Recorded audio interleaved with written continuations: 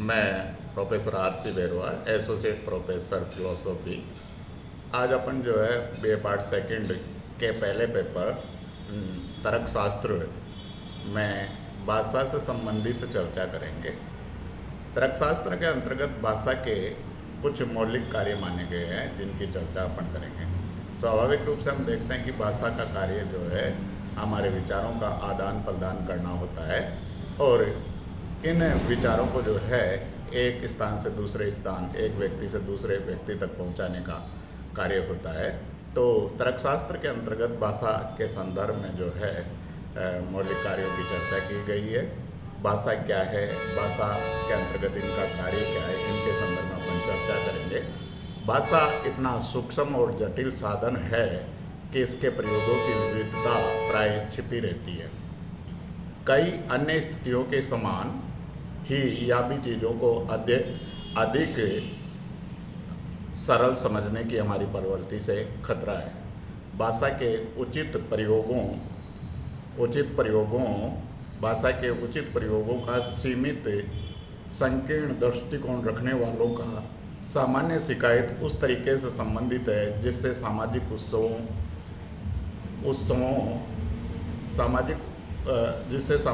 उत्सवों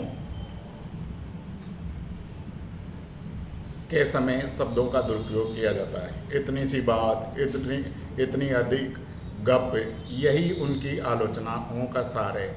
ऐसे कथन भाषा के जटिल उद्देश्यों को समझाने की असफलता प्रकट करते हैं। जटिल उद्देश्यों को समझाने में असफलता प्रकट करते हैं। बर्कले ने कहा था कि जैसा कि प्राय समझा जाता है कि भावनाओं का संचरण ही भाषा का मुख्य और एकमात्र उद्देश्य नहीं है, अन्य अनेक उद्देश्य भी है, जैसे किसी ईहा को उठाना, किसी क्रिया को उत्तेजित या अवरुद्ध करना, मस्तिष्क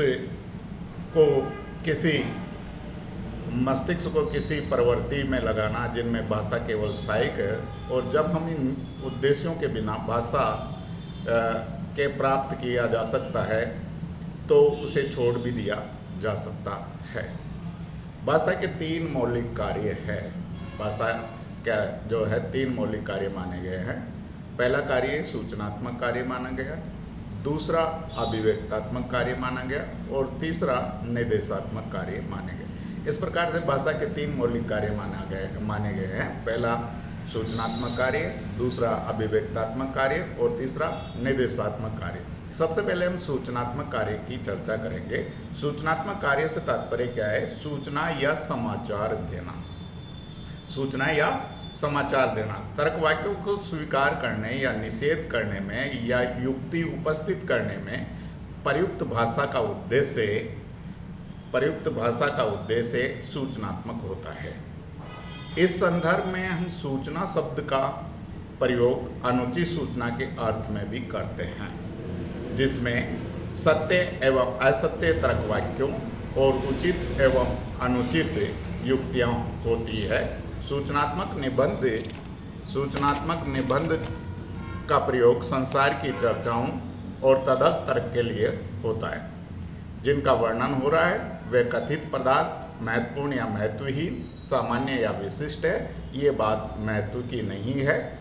हर प्रकार से उनका वर्णन उनकी सूचना के हेतु प्रयुक्त भाषा सूचनात्मक ढंग से प्रयुक्त होती है। इस प्रकार हमने देखा कि सूचनात्मक कार्य के अंतर्गत भाषा जो है अपना पहला कार्य संपादित करती है, जिसका मूल उद्देश्य है कि जगत में कहीं पर भी कोई घटना घटित होती है, उस घटना के बारे में लोगों तक उस जानकारी को पहुंचाना। यहाँ पर घटना क्यों घटित हुई है इसके बारे में पहला जो भाषा का मौलिक कार्य कोई चर्चा नहीं करता है।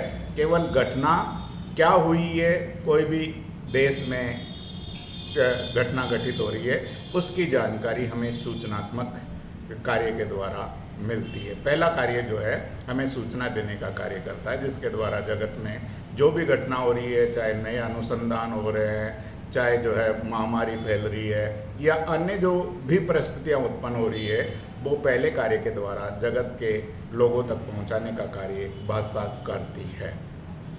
दूसरा जो भाषा का कार्य है वो अभिव्यक्तात्मक कार्य है, जिस प्रकार से हमने देखा कि भाषा का कार्य सूचना देना तो है ही है, पहले कार्य के अंतर्गत हमने देखा था कि सूचनात्मक कार्य के अंतर्गत सूचना देना तो है ही, साथ ही ये भी देखना होगा कि उस सूचना में या उस कथन में व्यक्ति का मनोभाव क्या है, वो क्या कहना चाह रहा है, किस बात को पाठकों तक या श्रोताओं तक पहुंचाने का प्रयास करता है, हमारे मन के भावों को दूसरों तक हम कैसे पहुंचा सकते हैं, ये कार्य अभिव्यक्तात्मक कार्य के अंतर्गत ही कर सकते हैं, सूचनात्मक कार्य के द्वारा नहीं कर सकते, क्योंकि सूचनात्मक कार्य में तो केवल सूचना ही दी जा सकती है। अभिव्यक्तात्मक कार्य हमारे मन के भावों को प्रकट करता है, और दूसरी बात कि हमारे मन के भावों को दूसरे लोगों को जगाने का कार्य करता है, दूसरे लोगों को उन विचारों के लिए प्रेरित करने का प्रयास करता है। जिस प्रकार विज्ञान हमें सूचनात्मक प्रबंध के स्पष्टतम उदाहरण प्रदान करता है, उसी प्रकार कविता हमें भाषा के उन सर्वोत्तम उदाहरणों को देती है जो अभिव्यक्तात्मक कार्य करते हैं। बर्न्स की अधोलिखित पंक्तियां हैं जिनके द्वारा हमें अभिव्यक्तात्मक कार्य की चर्चा करेंगे। ओ मेरी लव जैसे रक्त गुलाब, जून में खिला जो अभिनव, ओ मेरी लव जैसे संगीत, माधुर्य और लय से जो रिक्त।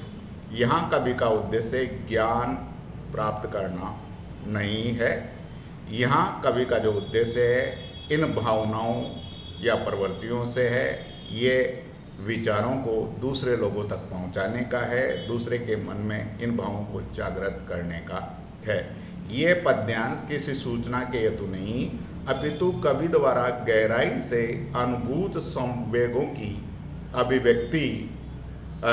अभिव्यक्ति एवं उन्हीं संवेगों को पाठक के मन में अद्भुत करने के लिए लिखा गया है। जब भाषा का प्रयोग भावनाओं या संवेगों की अभिव्यक्ति के लिए या उन्हें जागृत करने के लिए किया जाता है तब वह अभिव्यक्तात्मक कार्य को संपादित करती है। परंतु सभी अभिव्यक्तात्मक कथन काव्य नहीं है। ये बहुत खराब है, यह ओहो आदि कहकर हम अपने दुख और वहा या अरे लड़के आदि कहकर उत्साह को प्रकट करते हैं। अभिव्यक्तात्मक प्रबंध का प्रयोग या तो वक्ता की भावनाओं की अभिव्यक्ति के लिए, अभिव्यक्तात्मक प्रबंध का जो प्रयोग किया जाता है वो या तो वक्ताओं की भावनाओं की अभिव्यक्ति के लिए या किन्हीं भावनाओं को श्रोताओं में जगाने के लिए किया जाता है, या इन दोनों कार्यों को एक साथ संपादित करने के लिए किया जाता है। फॉर एग्जाम्पल के लिए हम देखें कि एक जो कवि होता है, कवि का उद्देश्य कविता पाठ करना होता है, परंतु ये कविता पाठ करके हमें जो है सूचना देने का कार्य वो नहीं कर रहा है। वह कवि जो है अपने मन के जो भाव है वो कविता के माध्यम से प्रकट करता है, उसके मन में क्या छिपा हुआ है उसको प्रकट करता है, और साथ ही उन भावों को श्रोताओं में जगाने का प्रयास करता है, उन भावों को जो है जागृत करने का प्रयास करता है। चाहे वो हमारे समाज में जितनी भी कुरीतियाँ हैं उन कुरीतियों को दूर करने के लिए कविता के माध्यम से लोगों को जागृत करने का प्रयास करता है, उन भावों को जो है जागृत करके जो है उन कार्यों को न करने के लिए भी प्रेरित करता है। एक कवि जो होता है वो कवि का उद्देश्य जो होता है पाठकों या श्रोताओं को अपनी भावनाओं का संचरण करना, अपनी भावनाओं को उनके मन में जागृत करने का उद्देश्य होता है, न कि केवल सूचना देने का कार्य होता है। तो यहाँ पर जो अभिव्यक्तात्मक कार्य है वो हमारे मन में क्या छिपा हुआ है उन भावों को हम श्रोता के मन में कैसे जागृत कर सकते हैं, उन भावों को श्रोताओं को करने के लिए कैसे प्रेरित कर सकते हैं, ये भी अभिव्यक्तात्मक कार्य के अंतर्गत आता है। जैसा हम प्राय देखते हैं कि कभी किसी देश पर संकट आ जाता है, कहीं कोई जो है आक्रमण की स्थिति हो जाती है, तो बहुत सारे जो गीतकार है गीत लिखकर जो है, गीत गाकर जो है हमारे मन में भावों को जागृत करने का प्रयास करते हैं कि हम भी उनकी तरह कार्य कर सके, देश की रक्षा के लिए कोई कार्य कर सके, और हमारे मन में एक जोश जो है उस स्थिति में आ जाता है कि हमें भी वास्तव में देश की रक्षा के लिए कुछ कार्य करना चाहिए।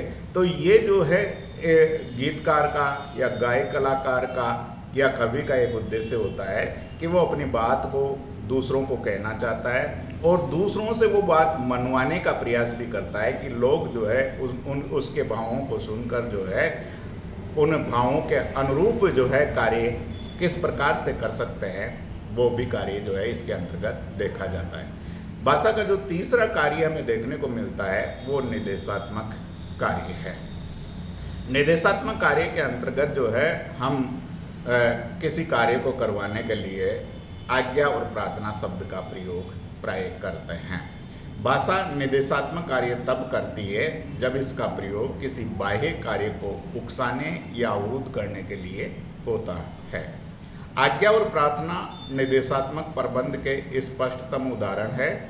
जब माँ अपने नन्हे बच्चे को भोजन के पूर्व हाथ साफ करने को कहती है तो उसका उद्देश्य उसे कोई सूचना देना नहीं है या कोई विशिष्ट संवेग प्रकट करना या उत्तेजित करना नहीं है। उसकी भाषा का उद्देश्य कुछ परिणाम प्राप्त करना या निर्देशित करना है। इसका तात्पर्य यह है कि जब एक माँ जो है अपने बच्चे को हाथ साफ करने के लिए खाना खाने से पहले कह रही है तो हम इस बात को भली बातें जानते हैं कि बच्चा जो आदेश का पालन करने के लिए बाध्य नहीं है, वो आदेश के बारे में जानता नहीं है। इसलिए वह माँ जो है उस बच्चे से कार्य करवाना चाहती है तो उसे जो है उसका उद्देश्य जो है आदेश का पालन करवाना नहीं वरन उसमें संस्कारों का विकास करना, अच्छी आदतों का विकास करना ताकि आगे चलकर जो है उन कार्यों को सही ढंग से कर सके। इसलिए माता जो है पहले बच्चे को जो है हाथ धोने के लिए जो प्रेरित कर रही है उसका मुख्य उद्देश्य है अच्छे संस्कारों का विकास करना। वही माँ जो है दुकानदार को अपने घर पर कुछ सामान भेजने के लिए कहती है। वही माँ जो है दुकानदार के पास जाती है और दुकानदार के पास जाकर सामान खरीदती है और सामान खरीदने के बाद में उसकी व्यवस्था है कि उसके पास में एक छोटा बच्चा है, इसके कारण वो उस सामान को घर तक नहीं ले जा सकती। ये उसकी परिस्थिति है और ऐसी परिस्थिति में वो दुकानदार से निवेदन करती है कि ये मेरा जो सामान है आप जो है मेरे घर तक पहुंचा दीजिए। अब हम इस बात को भली भांति जानते हैं कि दुकानदार उस माँ का आदेश मानने के लिए बाध्य नहीं है, क्योंकि दुकानदार का कार्य जो है सामान बेचना है, न कि सामान को घर तक पहुंचाना है। इसलिए यदि वो माँ जो है निवेदन करती है और दुकानदार उसकी परिस्थितियों को विचार करता है कि ये जो है सामान को ले जाने में असमर्थ है क्योंकि इसके पास में छोटा बच्चा है, तो उस निवेदन के आधार पर वह उस कार्य को संपादित कर सकता है, परंतु किसी आज्ञा के द्वारा उस कार्य को संपन्न करने के लिए वो बाध्य नहीं।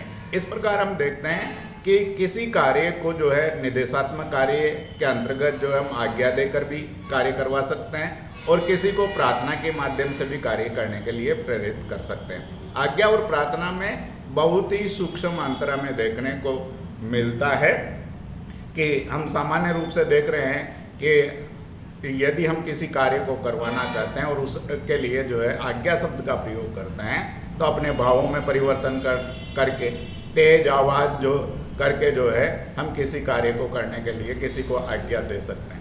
आज्ञा किसको दी जा सकती है? जो हमारी आज्ञा को मानने के लिए बाध्य है। प्रत्येक व्यक्ति हमारी आज्ञा को मानने के लिए बाध्य नहीं है। तो यदि हम जो है जो व्यक्ति हमारी आज्ञा को मानने के लिए बाध्य है, हमारे अधीन है, उसको हम जो है जो तेज आवाज़ में बोलकर या जो है आदेशात्मक भाषा में बोलकर उस कार्य को संपन्न करा सकते हैं। लेकिन वही कार्य हमें जो है सामान्य मनुष्यों से करवाना है, सामान्य व्यक्तियों से करवाना है जो हमारे आदेश को मानने के लिए बाध्य नहीं है तो हम वहाँ पर निवेदन करेंगे। निवेदन के माध्यम से जो अपनी बात को मनवाने का प्रयास करेंगे। तो इस प्रकार से हम प्राय देखते हैं कि निर्देशात्मक कार्य के रूप में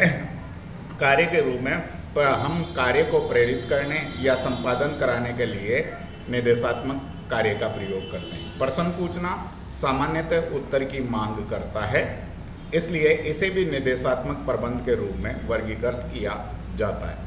आज्ञा और प्रार्थना में अंतर बहुत सूक्ष्म है, क्योंकि कृपया शब्द जोड़कर आवाज अथवा आकृति के भाव या उपयुक्त भाव में परिवर्तन लाकर प्राय किसी भी आज्ञा को प्रार्थना में रूपांतरित किया जा सकता है। इस प्रकार भाषा के 3 मौलिक कार्य माने गए।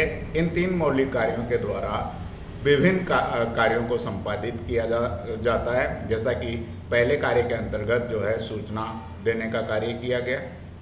दूसरे कार्य के अंतर्गत जो है हमारे मन के भावों को अभिव्यक्त करने का और दूसरे के मन में उन भावों को जागृत करने का प्रयास किया जाता है। और तीसरा जो कार्य महत्वपूर्ण जो कार्य मौलिक कार्य जो माना गया है वो निर्देशात्मक है, जिसमें हम आज्ञा और प्रार्थना के माध्यम से अपने कार्यों को संपादित करने का प्रयास करते हैं। तो ये तर्कशास्त्र के अंतर्गत जो भाषा के 3 मौलिक कार्य माने गए जिनकी चर्चा हमने की है। Thank you.